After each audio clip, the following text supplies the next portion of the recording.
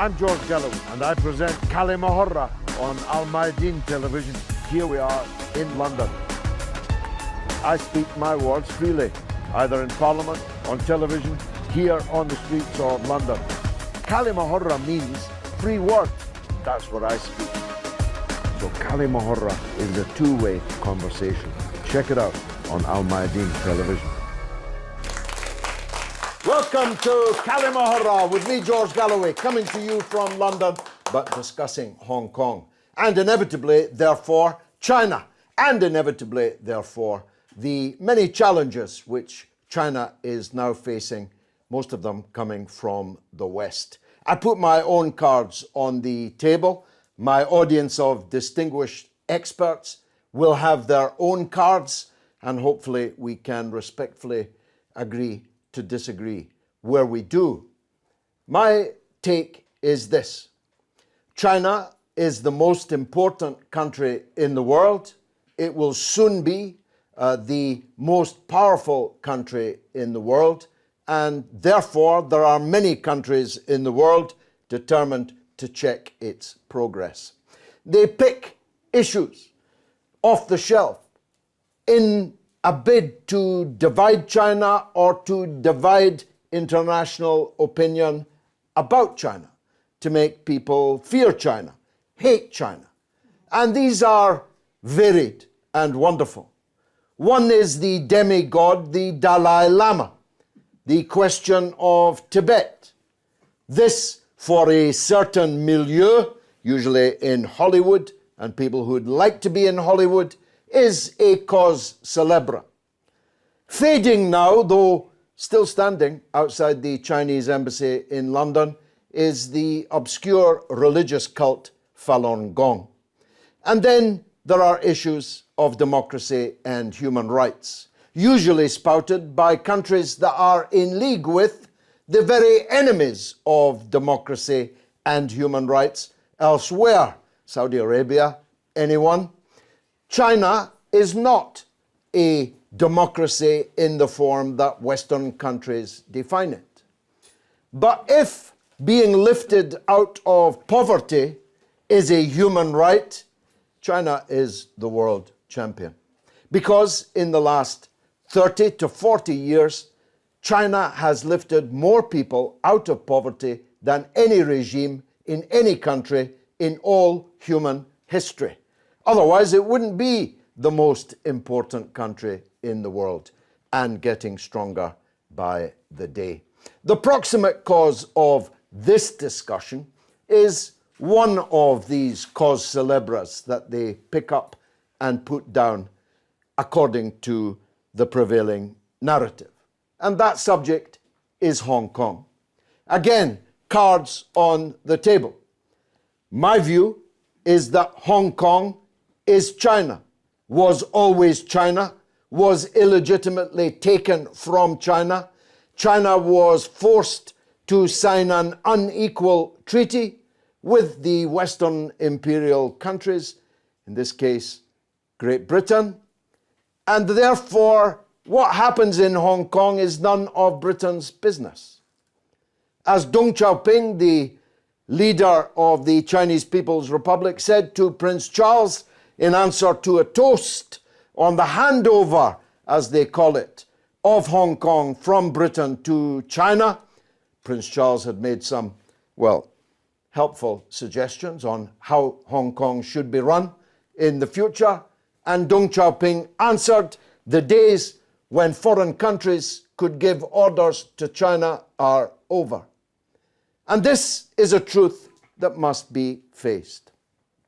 Which is not to say that the people of Hong Kong, a special area of China, with a different economic system to the rest of China, which was the idea of the leadership of China as a means of reabsorbing back to the motherland, not just Hong Kong, but ultimately also Taiwan. One country, two systems. Well, people in Hong Kong are perfectly entitled to peacefully protest and demonstrate if they feel their interests, their rights, are being trampled upon. But that's not what happened in recent events in Hong Kong. The proximate cause of those events was an extradition treaty, though how you can extradite someone from one part of your own country to another part is, of course, open to debate. Now, that extradition treaty might have been a foolish move. Certainly, the leadership in Hong Kong now says that it was a foolish move. I have no view on that because I'm not Chinese, and it's not really my business. But the protests quickly turned into something else. They turned into a violent regime change operation. The Parliament building was broken into, sacked, and set on fire, a bit like the Mayadeen in the Ukraine. And, insult of all insults, the British colonial flag was hoisted inside the destroyed Parliament building. China promptly denounced British involvement in affairs in Hong Kong. Now, would that surprise anyone if perfidious Albion was continuing to interfere in the political life of their former colonies? Well, only if you were, frankly, an idiot. The British, on behalf of the United States, have continued to take what they would call a close interest, I would call a close interference in events in Hong Kong. One thing is for sure, anyone who thinks that China, this new powerful China, will allow the flag of a foreign country to be hoisted in a parliament building in their territory is really not thinking straight. These are my views. I believe that the Hong Kong events have been manipulated by the same people who conjure forth the issues that I have previously adumbrated. I missed one. We did a show upon it. The exacerbating of the actual existing problems with the Muslim minorities in China. We did a full show on it, you may recall. Those problems are real, but they are being acted on by Western countries who don't give a toss about Muslim rights anywhere else in the world except in China or anywhere else that takes their fancy from time to time. I believe that China is under full spectrum destabilization efforts from Western gunboats in the South China Sea, the clue is in the name, to all these other issues that I've talked about. The Dalai Lama, Falun Gong, human rights, democracy, Hong Kong, Xinjiang, Uyghurs, all of these have a material basis, of course. They're not conjured out of nothing, but they are used by those who wish China ill, who wish to divide China because the unity of China is its ace card. All those people, all that economy, all that land, all that hard work. What's the only way it can be disrupted? Division, disunity. That's the game, at least from my point of view. As I say, those are my cards. Other cards are available. You, sir, play yours, if you will. Well, I have to say, my name is Rod Y. I have to say my cards or my interpretation of the events is very different from yours. And my understanding of the facts is different from yours. For example, the quotation that you gave from Deng Xiaoping to Prince Charles at the handover, Deng Xiaoping was dead by then, so he could not have said it at that time. But as far as Hong Kong is concerned, you have suggested that it is the demonstrations there were the product of interference by the UK at the behest of the United States. I think the sight of 2 million people out of a population of about 6 million is something that cannot be organized by an outside power, however Machiavellian it may be. What happened in Hong Kong was an expression by people in Hong Kong of concern about the way that they felt that their society was going. You are quite right that it was sparked off by the mishandling, I think, by the Hong Kong government of the extradition treaty. The reason that it's an extradition is because there are different legal systems in Hong Kong and in China, and that was guaranteed by the Chinese government under its basic law and through the joint declaration with the British government. So it is understandable that there needs to be, or there should be, some kind of mechanism for handing fugitives back in both ways. But it is a very sensitive matter because the rule of law for Hong Kong, as the Hong Kong legal system as it is presently established, is clearly a very important matter for the people of Hong Kong, or for people in Hong Kong. And they felt strongly enough to come out and demonstrate in huge, huge numbers. If you look at it in proportion to any other country, it is extraordinary. I think you are right to say that the eruption into the Legislative Council building was stupid and ill-judged, but it was a very few people who did that. And the demonstrations in Hong Kong have continued since that time for similar reasons to the original demonstrations. There is very strong feeling in Hong Kong about the way, about, let us say, the identity of the people in Hong Kong, that Hong Kong people feel that, yes, of course, Hong Kong is part of China, but they have a special identity in Hong Kong that they want to protect and that they feel was guaranteed to them through the basic law, the Chinese basic law, and that they feel is being increasingly disrespected, and they need to stand up. And I think we should all respect the people of Hong Kong, because as you said in your introduction, China is huge now. China is very powerful now, and it is, I think, very brave of those people in Hong Kong to stand up for what they believed was right.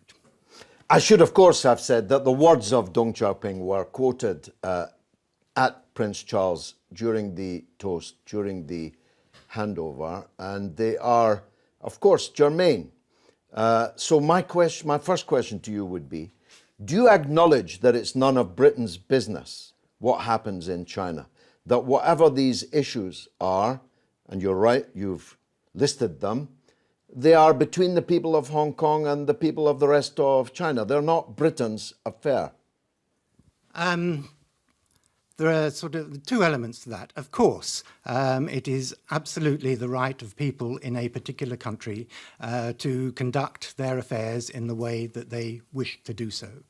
And indeed, that is what the Hong Kong people were standing up for, their wish to conduct their affairs in the way they wanted to do.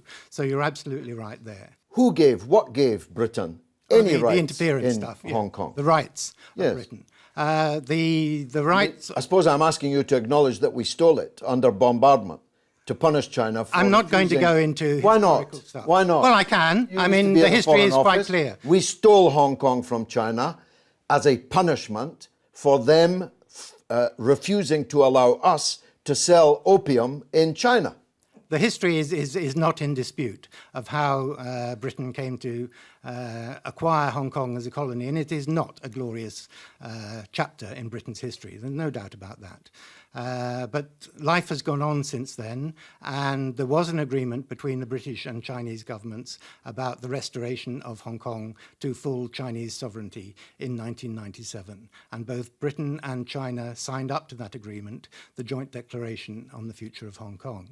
I take issue to an extent with your word interference. What gives Britain the right to interfere? There is no right of Britain to interfere. But there is a right for Britain to comment on what happens in Hong Kong, because both Britain and China were signatories to that international treaty that was registered with the United Nations as an international treaty, and that gave obligations to both Britain and China. And China, of course, has the heavier responsibility in that the basic law and the future administration of Hong Kong come under the overall direction of the Central People's Government.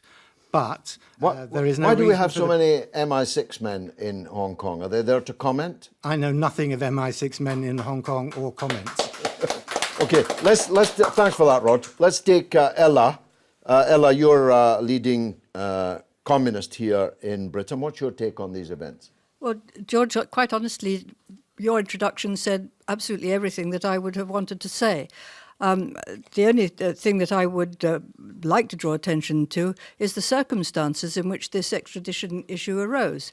A young man from Hong Kong with his very young, beautiful girlfriend went to Taiwan on holiday.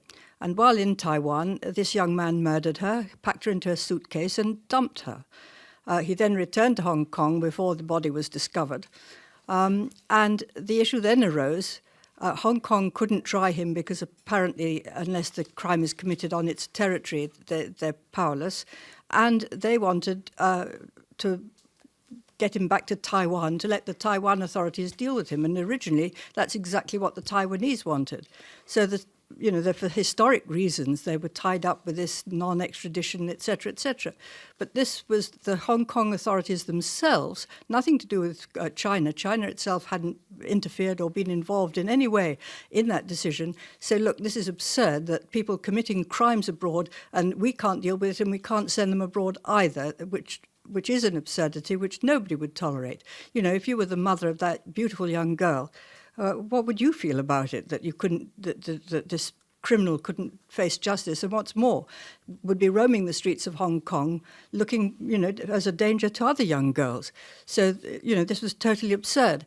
But somehow they say that nobody interfered, but certainly the media picked it up as an issue and made it a huge matter that, if we allow this extradition, then everybody, all these young people who weren't even born, most of them, at the time when Hong Kong was handed back, then you're all liable to be sent to China, where a horrible fate will await you. What about my overarching point about Western attempts to weaken China? Well, of course they are. I mean, China is actually undermining the lifeblood of imperialism everywhere. So in Africa, in South America, in all the places where previously the imperialist corporations were able to suck blood by unequal contracts and unequal arrangements between them, then China jumps in and offers much better terms.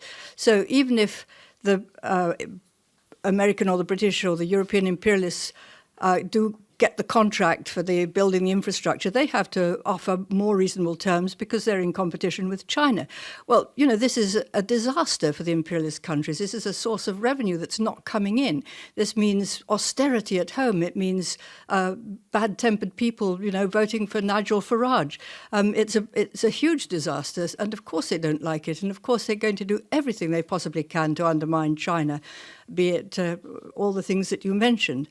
When you mentioned the Uyghurs, well, who are the people that are being rounded up by the Chinese for re-education? These are the jihadis. I personally think we could perhaps make an arrangement with China to send some of our jihadis there for re-education, except they have said they won't accept our rubbish anymore. Who else would like a point of view? Sir, would you like to say something? My name is Song Lianyi from SOAS, University of London. I don't think I have very clear views about what actually happened or who was behind it and so on. I have friends from mainland China, from Hong Kong, and I watched news and so on. The only thing that probably I would like to say is about the young people taking part in the protests and so on. I was young once. I took part in all kinds of protests and so on. But I'm totally against any violent behavior. And that's what I saw. Because if Hong Kong has rule of law, people should do things according to the law. And then clearly many people broke the law and so on.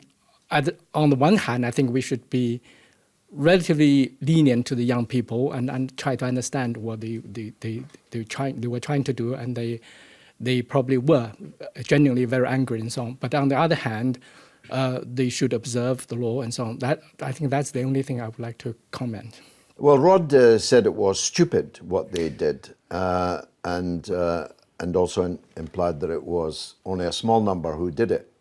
But the thing that will be remembered is the colonial flag being hung inside the parliamentary chamber. If breaking into the building was stupid, the hoisting of the flag was a clear provocation, wasn't it? Well, I can understand that people have different views, and some probably had very strong views and so on. Some people would probably do just to the extreme to make their point. I can understand that. I mean, I wouldn't say it's stupid. I can understand in any kind of situation like that, some people would be carried away, and the atmosphere was so overwhelming. Some people would act very, very. Yeah, it must have been premeditated. I mean, who goes around with the old colonial flag with the British Union Jack in the corner in their pocket? It can just be. happens to find themselves inside the Parliament building and just happens to hang it. That had to be premeditated. It could be, but again, in a kind of situation like that, you would inevitably have people who would act very, very differently and provocatively. I think I could understand that. It's just that I'm not saying that I support that, but I can, as an intellectual or as an academic, I think, okay, well, while we give people freedom of expression, and some people would just take it to the extreme. Okay, finally then, what's your view on Rod's critique that actually the extradition treaty was just the tip of the iceberg, that there is a widespread feeling that the agreement is not being properly respected, that Hong Kong's specific identity is not being fully implemented? It's very hard for me to say whether it is the case. However, Is this your answer at SOAS when students ask you difficult questions? No, not really, because it says that I know people. As I said, I know people from Hong Kong. Yeah, they're angry. You're a top academic, so give me an answer, please. No, I understand that people are angry with many things. Therefore, if there is no opportunity, they would just come out and please tell us some of the issues that they're unhappy with. Well, purely academically, you don't have to identify with one or the other. That's right. For example, in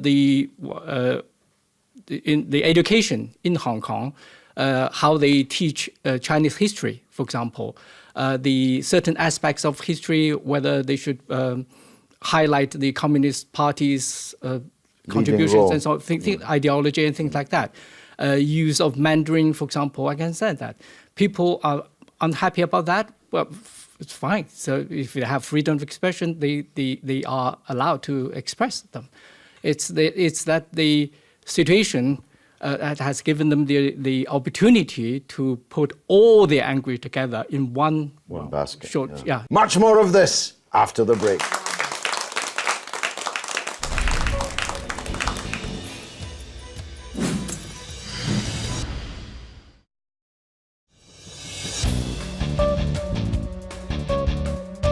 You're watching Kalima Horra with me, George Galloway, on Mayadeen Television, coming to you from London, talking about Hong Kong. We took the Kalima Horra camera onto the streets of London to see what the people thought. Take a look.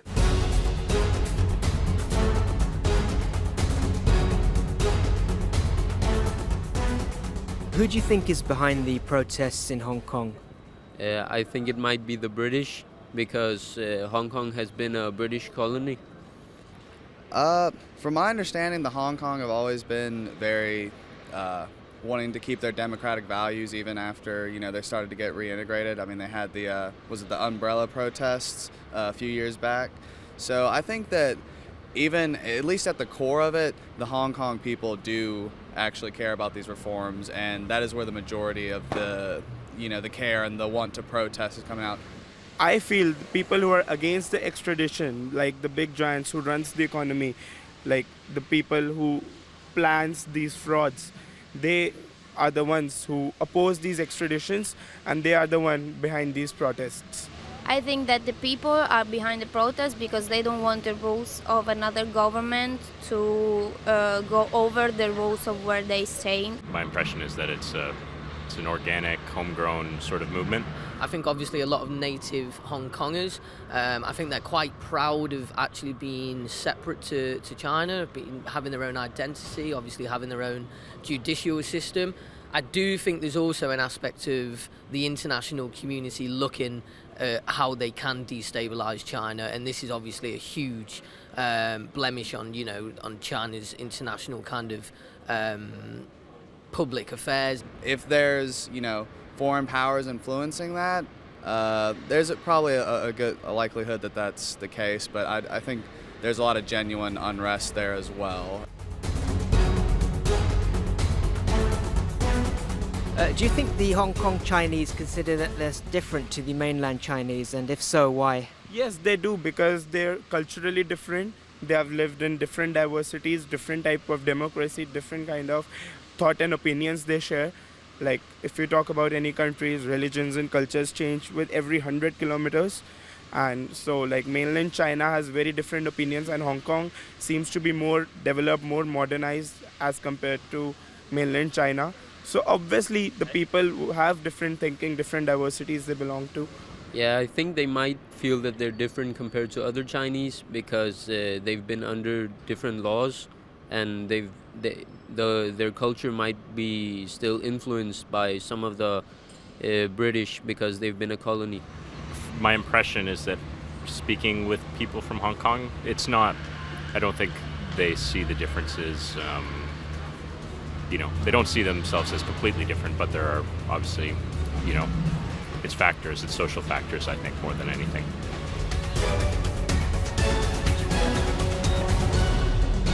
Let's take the gentleman in the back row. Yes, sir. Hello, everybody. My name is Rasmi from London. And thank you for Mr. Galloway to give me opportunity to put my card. Now, we have heard and seen on the public, lady and gentlemen at the front have this debate, and no one ever thought in different view that I thought. As far as I can see and have a good look at it, the situation is have a little bit of conspiracy into the situation that we have seen the biggest demonstration in the world, I can say, and how these, you know, social media and everything, they influence into this. Of course, obviously, every eye in this world were pointing into the US and Britain. Well, there is a little bit of if nobody has seen anything that so mystery like MS-370 or MS-17 or any other issue that no answer to it. What we have seen is the Union Jack will lay on the parliament in Hong Kong. And don't you ever think that Beijing have something to do about it? You know, in every demonstration, in anywhere in the world, the Chinese is very clever now these days. They have everything like what the Western have. They have, you know, form of MI5, CIA, and in every demonstration or any event, they will send their men into these places. You think the Chinese themselves might have staged this provocation? Is that your point? Yes. Okay. Let's take the gentleman in the middle. Yes, my name is Joshua from London. This is about as impartial and as even-handed as I can get when I make this point. In the case of China, it would be self-defeating of them to not recognise the devolved power, if you like, to Hong Kong, because that would just make Britain appear like the liberator, which it is not. Obviously, the UK government is only interested because of its own interests, not because of the interests of the Hong Kong people at large. But the thing is, it's in China's interest to recognise that they do have their own distinct language, judiciary system. And while I do not favour breaking up any country, not least China, I believe in the unity of the majority of the world's nations. I do think that they've got to understand that there is a need for, recognising is it federal or is it devolved? I mean, how devolved? Devolved, yes. They do need to recognise devolution, just as I support devolution for regions within the UK itself, Scotland, Wales, etc. I can't in the same breath say the Chinese are right to interfere in the democratic processes of Hong Kong. But having said that... Both propositions can be true, can't they? There can be entirely legitimate concerns felt by hundreds of thousands of people, and there can also be a conspiracy from foreign countries. Both of these things can exist simultaneously. Oh, no, agreed. But I think that, in refusing to recognise the rights of the protesters, the Chinese would just be playing right into the hands of the UK government. And that is why I think that the Chinese have to take a step back, not as much as Britain does, because as far as the 1997 agreement was, Britain has completely severed any legitimate influence it's got in Hong Kong. It doesn't have any more right to, actively intervene any more than, Madagascar would have the right to intervene, as was recognised back in 1997. But the Chinese have to also recognise that the autonomy of Hong Kong, if they are to retain it. Otherwise, if they don't, it's just going to encourage residents of Hong Kong to think that the Chinese are the occupiers, and might even possibly, brainwash them into thinking that the Britain are the liberators, which they're not. It was never democratic, Britain's possession. Well, actually that error was made by several people on the Vox Pop, who talked about Hong Kong's democratic values before the handing back. It's really important to stress that there were absolutely no democratic values in Hong Kong before it was handed back to China. Well, the irony is it is more democratic when it was handed back to China, even though China is, for all intents and purposes, a dictatorship. Let's hear from the lady in the front. Hello, Tammy Al-Kabani. Where do I start? I'm sure the Chinese government must be sitting back and saying, OK, let's, take some advice from the British government, about Falkland Islands, Northern Ireland, and say, you know what? And if they do, they'll probably send a few dozen soldiers in and kill a few people and, and take authority that way. So if China does go by the UK's example, then there'll be a few dead bodies, and then I'm sure that will all be resolved and they can continue their authority stamp. The British regime are not not the best place to give advice. Not at all, especially, and I object to this notion that we can just shove history out the way. No, we can't. The 100-year humiliation of China is over. It's finished. And to have built for a so-called democratic regime of the UK to take hold of a country and to sell opium to the Chinese in exchange for tea, to sell back into the UK, and that's how the history of Hong Kong was made. And we're just going to forget about that? No, we don't. No, we don't. It was built on drugs, and we don't just forget about that conveniently when we decide to do that, because 100 years from now, we're not going to repeat history. And also media has a huge effect. It's funny how we're focusing media on all these demonstrations. Oh, there's 2 million people on the streets, in Hong Kong. And there's also many people in Bahrain. There's also actually many people in Syria supporting their government. What about France? It's only 29 miles away, and there's every Saturday afternoon. There's not. Come on, exactly. The numbers. There's protesters killed in France, and I'll tell you what. Let's get out on the streets of London and protest against the British regime. Let's do that, because I'll tell you what, there'll be a few dozen water cannons and a few dozen soldiers pointing guns at your head and making sure you stay silent. So let's put that to the test first. Let's come let's come and talk about what's going on in the UK, and let's see how we're treated here. We could try and hang a Russian flag in the British Parliament. Let's do that. Let's take this gentleman here at the front. I'm originally from Iraq. and I'm very glad to be here with you guys. Thank you. It's regarding the Hong Kong issue. I think there's a big picture to this. The Silk Road China is intending to create.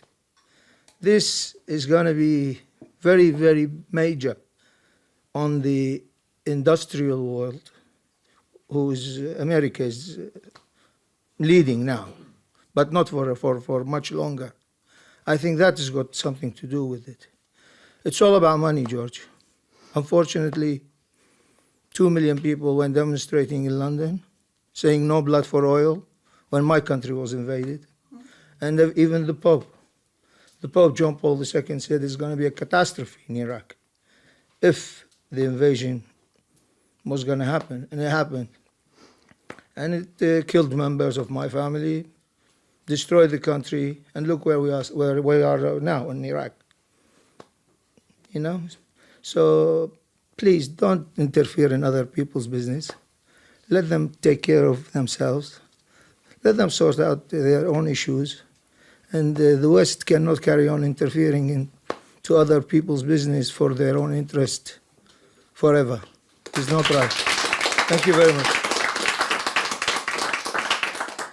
Ella, I have no relations with the Chinese government or Communist Party, but you know them better than me.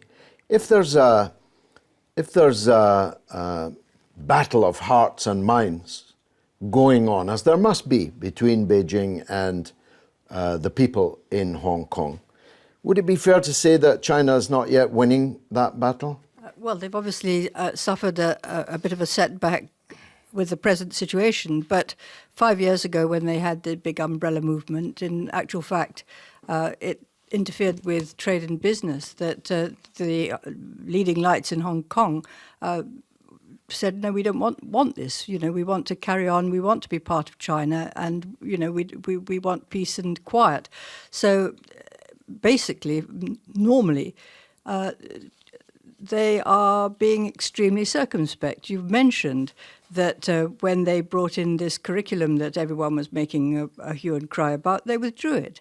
When they brought in this extradition, they've withdrawn that too. And they've withdrawn that too. So it's not that the Chinese government isn't using its best endeavours. And I think one has to trust them to be able to negotiate. At the moment, people are encouraged by the outside, are in a we're not prepared to negotiate measure. You know, we want the Hong Kong administration dissolved. We demand this, we demand that, we demand the other. Well, if people are in that mode, there's not a lot you can do. But I don't think they'll keep it up that long because, you know, you have to get on with life. And it's very counterproductive to find yourself acting as a tool for undermining China when you're yourself part of China. It's a silly thing to do, and I'm sure the penny is going to drop very shortly. I would trust the Chinese government entirely to do what's right by Hong Kong, and I don't trust Britain or America to do what's right by Hong Kong. That's the long and the short of it. Professor, what does this all mean for Taiwan? The big enchilada, I suppose, bigger than Hong Kong, more important even than Hong Kong. The one country, two systems was supposed to pave the way, or at least pave a way that could later be taken to reintegrate Taiwan, which is equally a part of China, but has a different system and, for now, a separate state. Well, I don't think I can answer that straight away because I've never thought it carefully. However, I totally agree with you. Originally, I mean, these one country, two systems was designed probably for the unification of all China and so on. Personally, I thought it was a very good model and it should be workable. But therefore, what's happening in Hong Kong, what has happened in Hong Kong, for example, is vitally important to the Chinese government because they want the world to see it as a good example, especially for the people in Taiwan. And at the moment, I think I quite agree with this gentleman over there the Chinese government probably would stress on one country, whereas the Hong Kong people probably would expect more, two systems.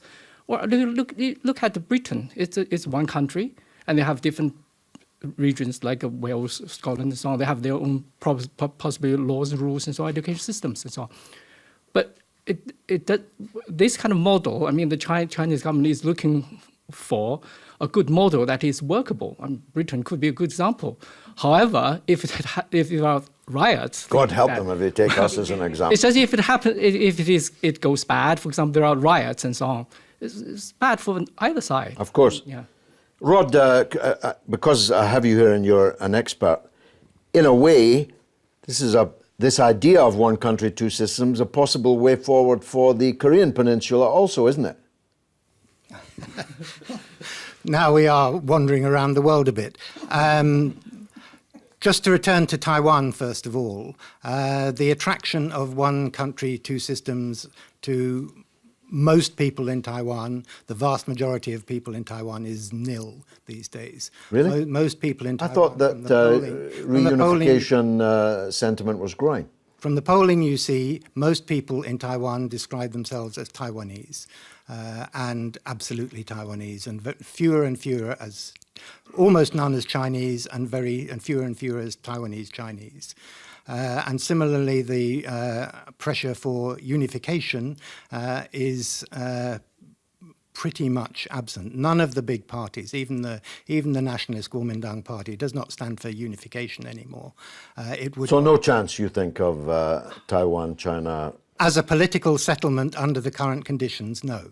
But conditions change. And you won't bite on my Korean point. And to go to Korea,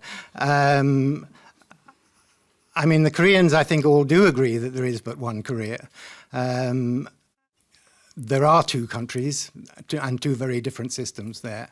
And so far, we have seen, despite many initiatives over the years, there's actually been no progress, no substantial progress towards a real reconciliation on the Korean. Of course, there are people seeking to keep Korea divided, usually the same people that want to divide China. I'm not going to comment on that one. I disagree with you on this idea that the UK and the US are out to divide China by supporting demonstrations in Hong Kong or by encouraging demonstrations in Hong Kong. I really think that is fantasy.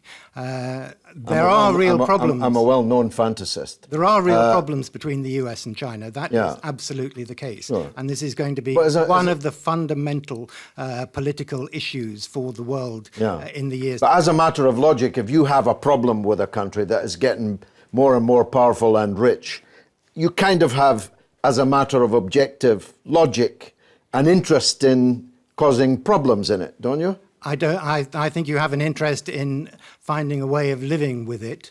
I don't think necessarily you have. Well, let me give you one of which I have personal knowledge. In the early 1990s, I was the leader of a campaign to defend the Saudi opposition in exile in London. And in the course of my work, I used to hear people talking about someone of whom I had never heard before, called Osama bin Laden.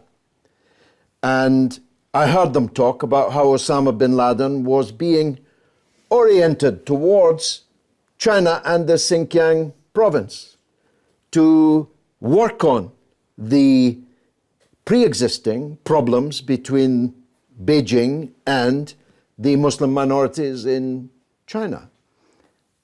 Of this I know.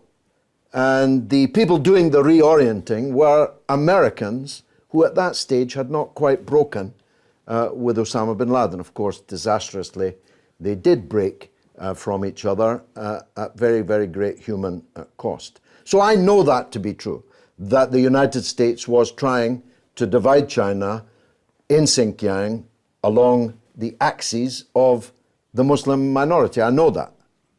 Well, I can't comment on your particular knowledge because I was not privy to any of those conversations, quite obviously. No, in fact, we were campaigning against your Foreign Office at the time, which was trying to kick him out.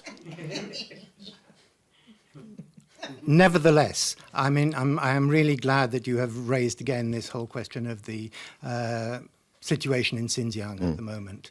I just cannot and do not accept, in your words as a matter of logic, that 1.5 million people of all ages and sexes are all jihadis in Xinjiang. No, I don't accept that either. As I say, we did a whole program on it. Appalling.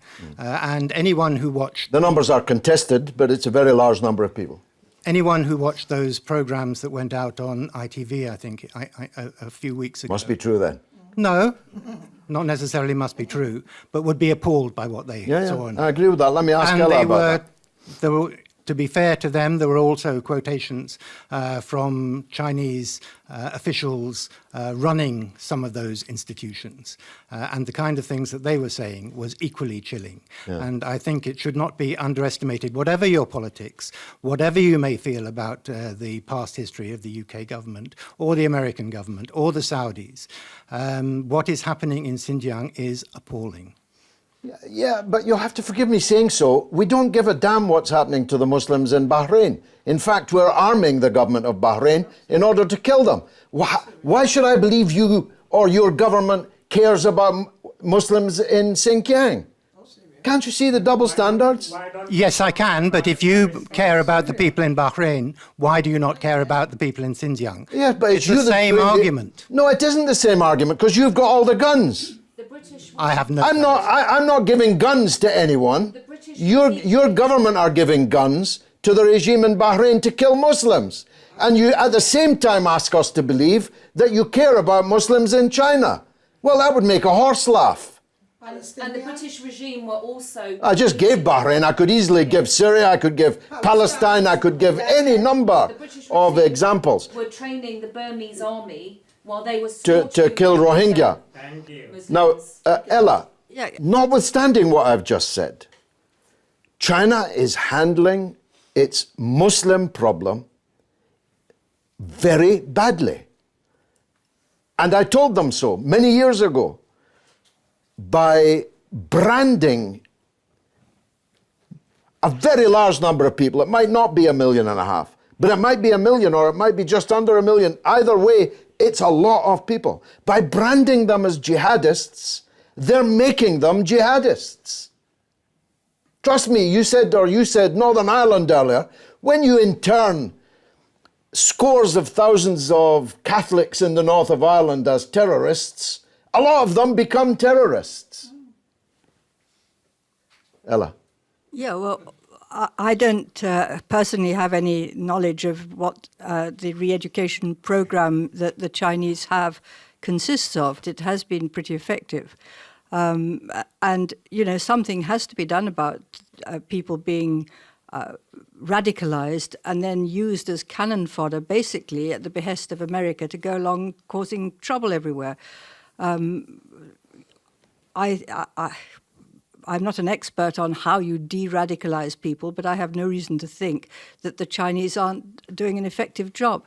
Now, well, rounding people up and putting them in re-education camps doesn't sound like a good idea to me. Well, I don't know quite how they do it, but I mean, what would you do with the young men and the young women who are teenagers, not fully responsible, and who get radicalized and then sent to slaughter people? Then we don't want to have them back in this country. Let's hear from the lady in the middle. Yeah, my name is Cheryl. Right now, there are over 60,000 Uyghurs in Idlib. And those Uyghurs seem to have been recruited by Turkey and came through the northern border. And I think a couple of years ago when China tried to go to Syria to offer some help in trying to, sort them out, they were told by the USA no uncertain terms that they must keep out. But back to the extradition business. Jeremy Hunt is a hypocrite because he is getting his knickers in a twist about the Hong Kong people who are displaying their right to protest about the extradition. However, when the UN rapporteur on torture came and gave his report, he was very arrogant about the torturing of Julian Assange in Belmarsh prison. He's happy to extradite an innocent man to the USA. This guy who murdered that young girl should be facing justice in Taiwan. They are stopping this extradition, but they're happy to extradite Julian Assange, an innocent journalist, for doing journalism. It's complete hypocrisy. The protest of itself makes me remember the Maidan, because that is exactly what happened in the Maidan protest in Ukraine. They stormed the Rada, they were destroying everything. These are paid protesters. They're paid protesters in between the wedge issue of, identity, their different identity. That's my point. Well, a lot of people don't need paying to be extreme. I'm afraid we've run out of time.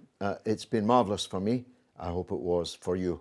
I've been George Galloway. This has been Kalima Horra on Mayadeen TV.